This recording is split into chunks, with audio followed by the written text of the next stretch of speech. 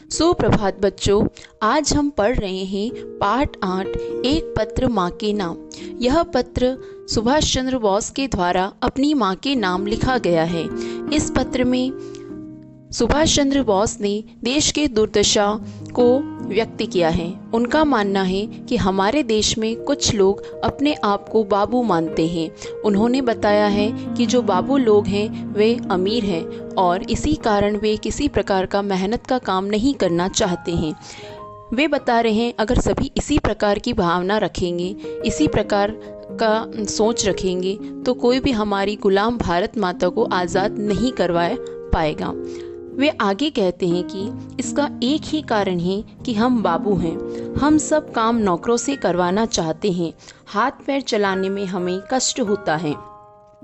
हम बाबू हैं। गर्म देश में जन्म लेकर भी हम गर्मी सहन नहीं कर सकते। अब इन पंक्तियों में सुभाष चंद्र बोस यह कहना चाहते हैं कि भारत एक गर्म जलवायु वाला देश है और यहाँ पर रहने वाले बाबू लोग फिर भी गर्मी सहन नहीं कर पाते और एयर कंडीशन में रहना पसंद करते हैं। यहाँ तक कि हाथ पैर होते हुए भी कोई भी मेहनत वाला कार्य नहीं करना चाहते हैं। सभी कार्य नौकरों के द्वारा करवाना चाहते हैं। साधारण सी ठंड में हम वस्त्रों से लद जाते हैं।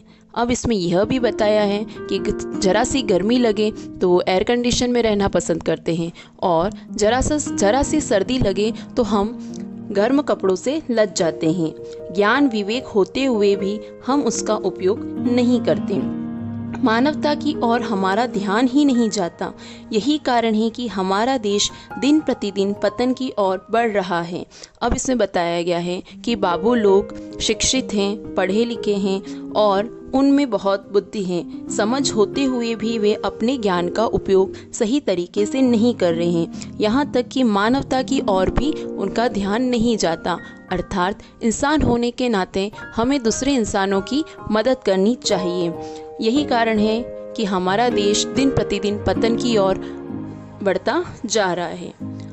आगे आह्वान करते हुए सुभाष चंद्र बोस कह रहे हैं कि अब समय आ गया है जब हमें अपना स्वार्थ त्याग कर भारत माता की सेवा में जुट जाना चाहिए। आजकल हर पल मेरा हृदय भारत माता के रुदन की अर्थात रोने की आवाज़ सुनता है। शायद एक दिन और लोग भी इसे सुनेंगे। मैं चिरकाल तक अर्थात लंबे समय तक भारत माँ का सेवक बना रहना चाहता हूँ। इस प्रकार सुभाष चंद्र बोस इस पत्र को लिखते हैं और अपनी माँ को अपने हृदय की दारुण अवस्था व्यक्त करते हैं। और वर्तमान में जब हमारा देश गुलाम था उस समय किस प्रकार की परिस्थितियाँ भारत देश में थी, किस प्रकार युवाओं को जागरूक करने की आवश्यकता थी, ये सारी बातें वे अपनी माँ को बताते हैं। पाठ में आए सभी कठिन शब्दों को आप रेखांकित कीजिए और शब्दार्थ को याद कीजिए। धन्यवाद।